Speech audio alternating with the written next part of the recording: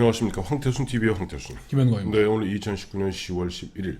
오늘 좀 국제 아이템을 좀 다뤄봐야 될 것 같아요. 지금 뭐 미국이 시리아에서 최근에 철군하지 않았습니까?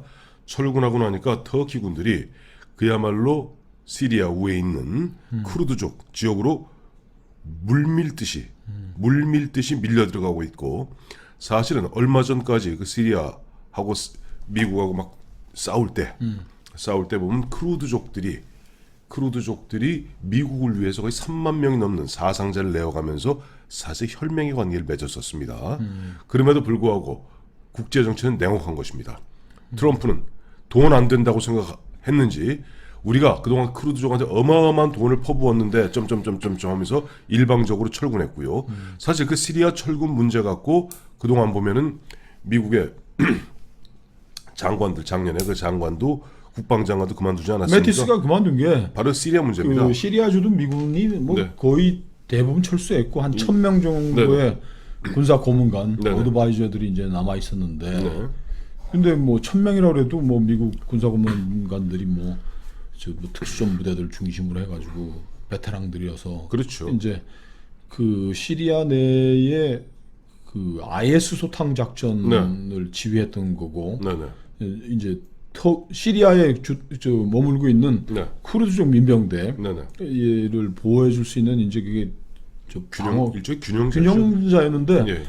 그러니까 트럼프가 그래요. 이게 트럼프는 뭐 돈 안 된다 그래서 이제 빼는 건데, 주한미군에 대해서도 계속 그런 얘기하는 거 아닙니까? 그렇죠. 돈 안 된다. 왜 우리가 뭐 돈을 내고 그거 지키냐? 동맹국 중에서 제일 우리를 우려먹는 게 그 뭐 한국이다, 이런 인식을 드러내고 있는데, 그 시리아에서 1,000명을 빼버리니까, 균형자를 빼버리니까 이제 터키가 이제 쿠르드족 민병대 기지에 대해서 이제 폭격을 강행하고 전쟁을 이제 벌이고 있단 말이에요. 이게 사실 그래서 그 미국에서는 정상적인 정책거드 결정자들이라면은 많은 언론 등을 통해서 얘기했어요. 이거 만약에 시리아에서 미군이 철수하게 되면 결국 상대적으로 득을 보는 건 이란하고 러시아밖에 없다라고 굉장히 경고를 하면서 반대를 했죠. 근데 트럼프는 일방적으로 우리는 다 끝났어, 작전 끝났어, 돈 안 돼, 철군해, 이걸 갖다 한국에도 적용을 한다면 어느 순간에 김정은이 만나서 자, 한국에서 한반도에서 더 이상 핵 전쟁 위험 없어, 자 이제 미군 빼. 그러니까 이제 그런 행태를 보이는데, 미국의 이제 외교 전문가들은 그런 얘기를 하는 거예요. 트럼프 네가 부동산 브로커 할 때는 저 황태순 사장하고 하다가 하지 마, 우리 저 계약 이제 끝났어, 협상 끝났어, 그러고 할 수가 있지만 동맹이라는 건 그렇게 할 수가 없는 것이다. 시리아 가보셨어요? 시리아 저는 못 가봤어요. 이란, 이라크는 가보셨습니까? 거기도 못 가봤어요. 잘났어요. 얘기해 보세요. 갔다 오신 분 얘기해 보세요. 그 이라크는 가면은 우리가 그 우리나라 자이툰 부대가 이라크전 참전한다 그러고 가 있었던 지역이 바로 쿠르드 자치정부 지역이었어요. 아르빌 지역이고. 아르빌 지역. 이라크 북부 지역이었죠. 근데 지금 이 외신 나오는 거 우리 특히 국내 언론들은 이라크 쿠르드 자치정부를 안 가봤으니까. 근데 이라크 북부에 있는 쿠르드 자치정부는 페시메르가라는 군대를 가지고 있어요. 민병대라고 속칭되지만은 이거 사실은 군대 규모이고 상비군입니다. 그렇죠. 그 다음에 지금 그 이라크 경우에 제가 2013년에도 이라크를 갔었는데, 2013년에 이라크에서 테러로 죽은 사람이 6,000명이 전쟁이 일어나고 있는 거예요. IS와의. 그렇죠. 이제 시리아하고 이제 이라크하고도 이렇게 북부 지역이 이렇게 이어져 있고, 그 위에 이제 터키가 있고, 굉장히 복잡한 이제 지정학적 위치인데, 터키 시리아에 있는 쿠르드 민병대 YPG라는 거는 지금 공격을 당하고 있지만, 이라크 내에 있는 그 페시메르카 민병대는 미국의 또 강력한 지원을 받아주고 IS와 또 전쟁을 한 거예요. 그렇죠. 이라크 내에서. 그러니까 지금 이렇게 돼 있는 거죠. 시리아, 이라크, 이란, 그 위에 터키인데. 안 되겠다. 이거 저희가 지도를 보여드릴 테니까, 여기에 보면 크루드족이라는 것이 우리가 족하니까 뭐 몇 명 안 되는 줄 알면 얼마나 됩니까? 지금 3천만 명이 3천만 명이 지역적으로 폭넓게 이라크, 시리아, 터키 남부 쪽 이렇게 흩어져 산계에서 살고 있어요. 지금 이제 이 3천만 명이 되는 게 지금 시리아 내에 200만 정도가 살고 있고, 이제 이라크는 시리아하고 이란은 국경을 마주하고 있습니다. 그 위에 터키도 하고 있지만은 이 만약에 시리아 내에 있는 그 쿠르드족 민병대들이 네. 또 쿠르드족 사람들이 큰 인명 피해를 입는다면은 네. 이라크 내에 있는 페시메르가라는 이라크 내에 쿠르드족 군대가 거기 가서 또 전쟁을 벌일 수 있는 이 전쟁이 확산될 지금 가능성도 있는 자, 거죠. 여기서 중요한 것은 바로 그겁니다. 그렇기 때문에 그동안 미국의 전통적인 정책 결정자들은 뭐 경우에 따라서는 이러한 1980년대 이러한 이라크 싸울 때는 이라크 편을 들었죠. 그렇죠. 또 그 터키는 강력한 미국의 지원자입니다만 최근에 보면 터키도 좀 입장이 왔다 갔다 해요. 러시아하고 미국 사이에서 교묘한 줄타기를 하고 있습니다. 그렇기 때문에 미국의 정책 결정자들, 즉 국방부나 국무성의 정책 결정자들은 최소한 이와 같은 혼선을 갖다가 막기 위해서 최소한의 1,000명의 군사 고문단, 누구냐 그린베레들입니다. 저 그린베레 그러니까 델타 포스. 돈이 안 되는데도 또 가서 있어야 될 이유가 있었던 거예요. 그러니까 그래 안정이 되거든요. 그 매티스가 얘기했던 게 네. 동맹을 저버리고서는 네. 미국이 세계의 패권 국가로서 영속할 수 없다고 한참 가르치고 갔는데 네. 트럼프는 그냥 안면 몰수해 버렸는데. 자, 이게 우리 빨리 적용해 보시자고요. 네. 이게 중요한 거죠. 사실 우리도 뭐 저기 남의 또 먼 나라 이야기예요. 근데 솔직히 말해갖고 보면 미국이라는 게 꼭 트럼프만 그랬던 것은 아닙니다. 제가 참고로 안 그래 좀 찾아봤어요. 네, 네. 한 두 가지 케이스가 있습니다. 먼저 그 전에 스티브 배넌이라고 혹시 기억나세요? 그 미국의 대표적인 선거 전략가죠. 그렇죠. 이 사람이 바로 트럼프를 대통령 만들고 이 양반이 트럼프가 대통령 될 때 같이 백악관에 들어와서 수석 전략가라는 입장으로 있었습니다. 근데 네. 이 양반이 들어온 지 7개월 만에 잘렸어요.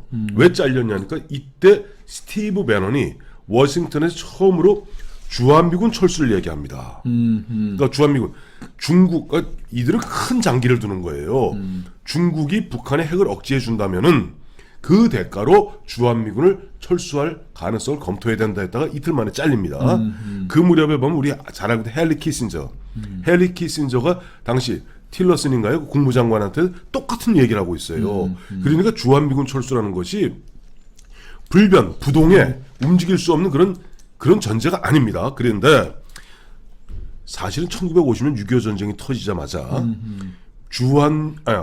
물론 우리 한반도에도 미군이 들어왔지만 그 당시까지만 해도 미군이 없었던 대만, 타이완에 장개석 타이완에 미군이 주둔하기 시작합니다. 네. 그래서 1980년 그 언저리쯤 되면은 대만에는 타이완에는 육군은 안 가 있었어요. 해군, 해병대, 공군 중심으로 1만 명이 주둔하고 있었습니다. 우리가 지금 28,500이니까 결국 작은 숫자가 아닙니다. 그렇죠. 해군하고 공군 1만 명이면 어마어마한 숫자입니다. 그런데 1979년 하루아침에 철수했어요. 그럼요. 중국을 유엔 안보리 이사국으로 받아들이면서 곧바로 단교하고 철수하고. 또 한 6, 7년 있다가 그때 그 단교하게 대만에서 주 대만 군대를 갖다가 뺀 결정적 계기가 황태순 TV에서 여러 차례 다뤄드렸습니다만 1980년 되면 중국이 저쪽 네이먼고에 주천에서 9,070km를 날려서 저쪽 피지섬 앞바다에 ICBM을 갖다가 실사격하지 않습니까? 그 무렵에 딱 빠집니다. 이걸 우리 한국에만 대입해 보세요. 어떤 일이 그러니까 벌어요? 지금 그 주한미군 철수가 이제 발등에 떨어진 불이고 그렇습니다. 기존에 무슨 무슨 인계철선이니 뭐 주한미군이 있으면 이게 다 얘기가 이제 다 꽝이에요. 북한이 핵 네. 보유국이 됨으로 해서 다 끝나버린 거예요. 자, 그렇습니다. 오늘 나온 한국 갤럽 여론조사에서 우리 국민의 네. 70% 이상이 절대 다수죠. 네. 북한은 절대 핵 포기하지 않는다. 네, 네. 그리고 70%에 가까운 우리 국민들이 네. 북한은 우리와 한 약속 지키지 않는다고 얘기를 한 거예요. 그러니까 북한이 핵 보유국이 된 거는 이미 기정사실이 됐고 네. 저 SLBM까지 갖춤으로 해서 중장거리 뭐 미사일 ICBM은 안 쏜다고 하더라도 SLB는 이미 마찬가지예요. 저 요코스카나 뭐 저 오키나와 일본의 뭐 괌 주요한 미 기지들이 다 북한의 핵 미사일 사정권에 들어왔을 네. 때 네, 네. 북한이 그걸 가지고서 협박을 할 때 야 자 일단 1단계로 한반도 남쪽에서 있는 주한미군 빼내라. 일본까지는 우리가 뭐 얘기 안 하겠다. 니들이 그 미국의 전통적 저 해양 방어선이라는 게 일본 열도로 해가지고 뭐 필리핀은 이어가는 그렇죠. 선이 예. 필리핀은도 개기니까 미군이 다 좀 빼버렸잖아요. 이건 잠시 후에 근데 지금 말씀드리겠습니다. 이 상황에서 우리가 뭐 전통적인 무슨 냉전의 방어선도 아니고 우리가 네네. 자유전선의 최전선도 아니고 네네. 자유전선 아니라고 지금 문재인 대통령이 너는 얘기하는 거 우기고 있잖아요. 그리고 저 전통적인 한미 저 동맹도 끝났고 이미 뭐 중국하고도 가까이 해야 된다고 이 사람들이 하고 있으니까 네. 이 상황에서 과연 미국이 북한의 핵 그리고 또 놀라운 거는 이미 미국이 지금 뭐 우리 저 배치한 건 뭐죠? 저 방어 사드 방어망이나 뭐 이런 이 미사일 방어 체계들이 네. 북한이 개발한 이스칸다르에서 무용지물이라는 거예요. 그렇죠. 자, 평택에 미군기지 2만이 인전에 싹 몰려와가지고 뭐 여러 군데 산계돼 있던 뭐 외관에 있고 뭐 의정부 평택 인천 부평에 있고 하던 것들이 다 평택 기지에 몰려와 있는데 한 방이면 끝이네. 한 방이 끝인데 야 김정은이가 정말 약 먹고서 너희들 2020년 우리가 이제 시한 마지막에 정해가지고 할 테니까 네. 철수하려면 하고 말란 말아라. 우린 전쟁하겠다. 트럼프가 지금 선거 대선 앞두고서 네. 더더군다나 이란이 자기네 나라 영공을 날아다니는 자기네 영공도 아닌 밖에 지금 공해상. 공해상에 날아다니는 드론 미국 드론을 격추시켰는데도 반격했다가 이란 쪽 사상자가 150명 난다니까 안 한 사람인데 네.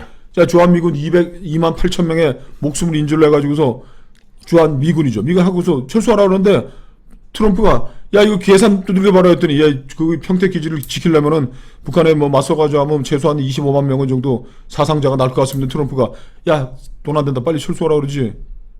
이게 진짜 그래요. 사실 그리고 여기서 한 가지 짚어드릴 게 최근에 우리 기억하시겠습니다. 문재인 정부에서 이제 전작권 돌려달라고 라고 얘기하면서 이제 사령부 현재 한미 연합사를 갖다 미래사령부로 이제 바꾸지 않습니까? 바꾸면서 미래사령부 사령관을 한국군 대장으로 하고 그 다음에 미군 현재 미 8군 사령관 대장을 갖다 부사령관으로 하는 듯 알고 있습니다만 착각입니다. 미국은 퍼싱 원칙을 단 한 번도 어긴 적이 없어요. 그러니까 같은 계급끼리는 남의 나라 지위를 받지 않습니다. 그래서 지금 벌써 이미 미국은 주한미군을 갖다가 주한미군 앞으로 이제 미래사령부 되지 않습니까?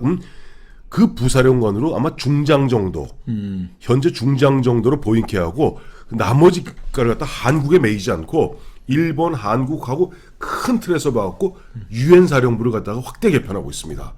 그래서 실제 보면은 그렇게 돼서 경우에 따라서는 유엔 사령부이기 때문에 유엔 사령부는 원래 유엔 사령부 본부가 어딘 줄 아시죠? 원래는 도쿄에 있나요? 도쿄에 있죠. 메가토 사령부 도쿄에 그렇죠. 있었잖아요. 그렇죠. 그러니까 원래는 우리 6.25 전쟁 때 야전 사령부였던 미 8군만 여기 나와 있던 거죠. 이른바 극동 사령부 겸 유엔군 사령부, 극동 유엔군 사령부의 사령부 센터 커맨 헤드쿼터는 동경입니다. 도쿄입니다. 이게 지금 이 크루드족이 이제 지난 4천 년간 나라다면서 네. 계속하는데 국제 정치 역학에 네. 계속 이제 배신을 당하는 거예요. 네. 1920년에 이제 크루드족들이 오스만 제국하고 이제 연합국 영국을 중심으로 싸울 때 독립 국가를 만들어주다.